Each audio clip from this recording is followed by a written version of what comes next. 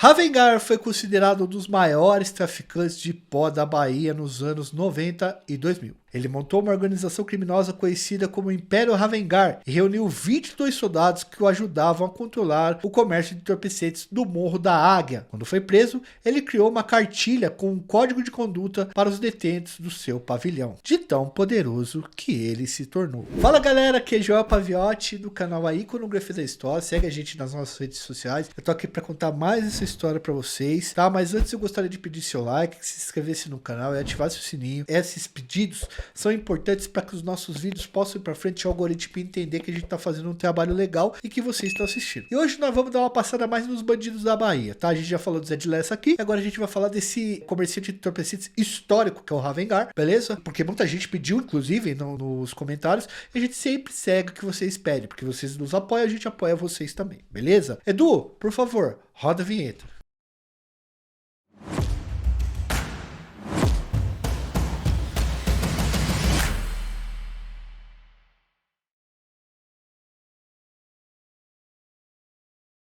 Raimundo Alves de Souza, galera, conhecido como Ravengar, nasceu em Salvador em 30 de janeiro de 1953. Ele se tornou um dos traficantes mais conhecidos da Bahia entre os anos de 1990 e 2000 nessa década, sendo um dos grandes distribuidores de pó da região e comandando tudo com um braço forte. Para contar essa história para vocês, a gente se baseou, a gente usou, como a gente usa sempre aqui referências de trabalhos científicos, a gente vai usar o trabalho de conclusão de curso de um cara chamado Jorge Souza Brito, intitulado abre aspas, de frente com o tráfico, uma conversa com Ravengar. Esse TCC foi defendido na Universidade Federal da Bahia no ano de 2007. Nesse trabalho, e muito obrigado, viu, Brito, por ter feito esse trabalho. A gente sempre cita aqui as referências que a gente tira. Nesse trabalho, o Brito entrevistou Ravengar, na época, né? E o Ravengar estava preso no complexo presidiário de Salvador. No período da entrevista, Ravengar era um dos presos mais famosos daquela unidade prisional. Ele era considerado o maior comerciante de entorpecentes da Bahia. E apesar de alegar inocência,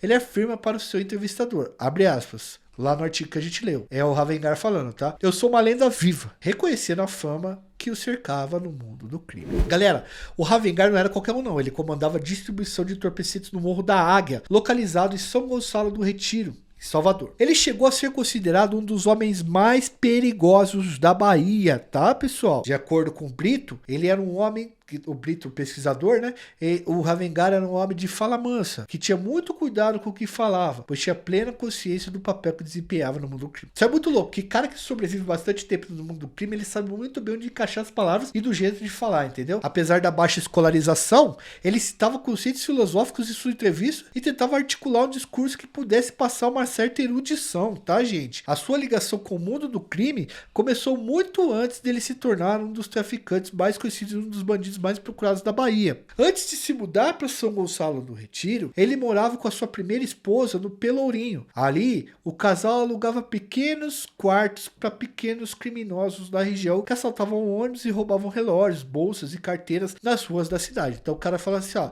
é temporada de turista, eu vou passar um tempo aqui no Pelourinho para roubar meus bagulho, furtar minhas paradas e depois eu vou embora. E aí o Ravengar, né, alugava esse espaço para os caras ficar ali enquanto os caras estavam furtando em período de temporada. Além do dinheiro que ganhava com esses aluguéis, ele também trabalhava com a arrecadação do jogo do bicho ali na Bahia. Ravengar andava, né, pessoal, com uma moto ali no início dos anos 90, com uma moto pelos bairros de Salvador, fazendo cobrança dos clientes que apostavam no jogo. E geralmente quem faz cobrança de jogo do bicho tem muita conversa, tem um papo muito bom, porque a violência é a última coisa que você tem que usar para cobrar o bicho, né? Primeiro você tem que ir na conversa, no papo e tal. Conforme a polícia nessa época aí, que investigava o Ravengar começou a ter uma relação mais próxima com os policiais, que sempre ia visitar os seus inquilinos nas delegacias e cadeias, para onde eles acabavam indo quando eram pegos em seus roubos. E o Ravengar ia cobrar o cara lá dentro, tá ligado? Com o passar do tempo, o jogo do bicho, os aluguéis de quartos para criminosos deixam de compensar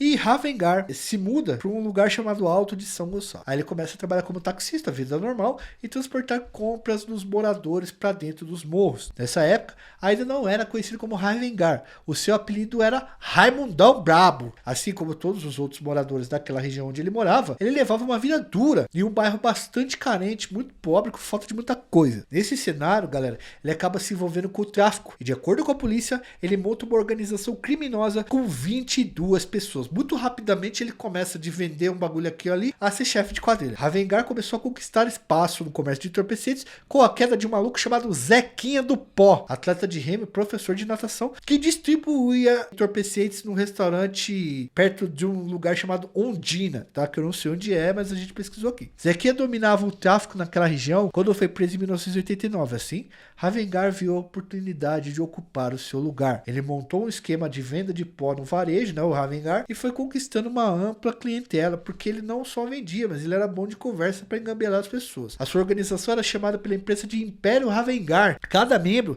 tinha uma função determinada dentro do grupo que ele mesmo determinava e fazia cumprir. Assim, eles passam a controlar o comércio de entorpecentes num lugar chamado Morro da Águia. Os homens do seu grupo eram conhecidos como soldados de Ravengar, e ele passa a dominar todo o comércio daquela região. E, mano, até mandar em bandido, o que era pra bandido fazer, o que não era pra fazer, da tapa da cara dos outros, e já era, tá? Ele começou a dar as ordens lá, não só o comércio de entorpecentes. Para a polícia, Ravengar conseguiu prosperar rapidamente porque contava com a ajuda de policiais e com a ineficiência da justiça. Ele sempre conseguia escapar de batidas policiais porque muitas vezes era avisado. Nas 3 vezes que ele foi preso, não demorou muito para ele conseguir novamente a sua liberdade, sabe-se lá como. No ano de 2004, ele foi preso em uma operação da polícia baiana. Ele até tentou fugir, mas acabou atingido com um tiro nas costas e ele acabou se entregando porque não conseguia mais correr. Em 2006, ele foi condenado a 25 anos e meio de prisão, mesmo sendo o bandido mais procurado da Bahia. Ravengar foi enviado para a penitenciária de Lemos Brito e algum tempo depois teve a pena reduzida para 22 anos e 6 meses de prisão. Na cadeia, galera, ele criou uma cartilha mesmo, tá? Ele mandou escrever uma cartilha conhecida como Código de Ética Ravengar. Olha que fita louca. Esse material foi digitado,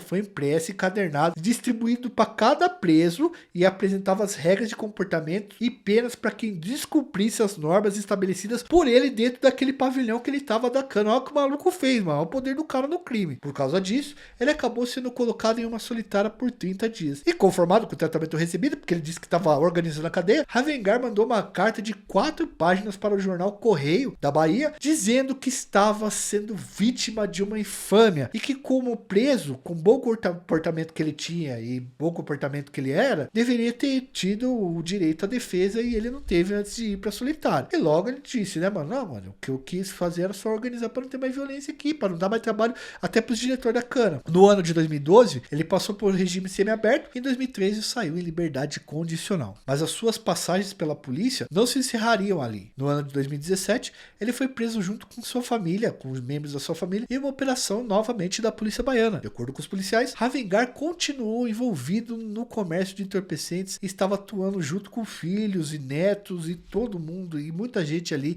que era próximo dele. Aí ele foi preso de novo e depois conseguiu retornar de novo para o regime semiaberto. Ravengar passou a dizer no final da vida que tinha abandonado o mundo do crime e que ele estava se dedicando a ensinar artes marciais e o canal que ele havia criado nessa plataforma. No dia 8 de junho de 2023, Ravengar faleceu aos 69 anos de idade em um hospital na capital da Bahia, Salvador. Ele tinha sido internado com problemas de saúde relacionados a diabetes. Ele acabou não resistindo e veio a óbito. A história do Ravengar era uma história que a gente não conhecia aqui no canal e vocês indicaram. E a gente foi pesquisar e achamos uma história bastante interessante de um cara que comandou durante pelo menos uma década o tráfico de entorpecentes numa das maiores capitais do Brasil. E além de ter feito isso daí, o cara criou até uma cartilha dentro do pavilhão que eu nunca tinha visto um maluco ter criado isso daí. Já vi grupos, mas o maluco não. Tem muita gente aí pra gente contar a história. Vai deixando nos comentários se você conhecia e deixa nos comentários também outras pessoas que a gente pode falar de outros estados. A gente tá fazendo um tour pelo Brasil também, tá? Pra não ficar só no Rio de Janeiro e São Paulo. Bom, galera, antes de ir embora, eu quero pedir encarecidamente que, se possível, pra gente continuar nosso trabalho, pra gente continuar fazendo os vídeos que a gente quer e não necessariamente se limitar aos assuntos que a gente vai falar, a gente precisa da ajuda de vocês, tanto no Apoia-se quanto no Pix. pode nos ajudar de qualquer maneira, porque lá é uma ajuda monetária direta, né? A partir de R$ 2 no Apoia-se, vocês já têm recompensas que vocês vão receber de nós, e a partir de R$ 50, mas tem lá para ajudar com 10, com 20, com 30, mas a partir de 50 vocês participam num grupo de estudo de iconografia da história. Já tá com uns 30 membros lá, a galera tá participando, a gente tá estudando, tá lendo coisas, batendo papo, sempre trocando uma ideia legal. Agradeço muito aos nossos membros e todo mundo que ajuda a gente, não só no Apoia-se, mas com o like e tal. E no Pix, se você quiser, mano, achou da hora o nosso vídeo, achou legal, falou, pô, os caras tramparam, era um assunto que eu queria ver faz muito tempo, pá, eu acho que os caras merecem aí um aluguelzinho do vídeo, tal. Deixa o Pix de qualquer coisa aí, mano, de 1 centavo a 1 milhão, deixar 1 milhão aí, demorou também, viu, mano? Mas tô brincando. E se não puder, cara, ou não quiser, a melhor ajuda de vocês é deixar seu like, se inscrever no canal, ativar o sininho e levar o nosso nome pra frente, tá?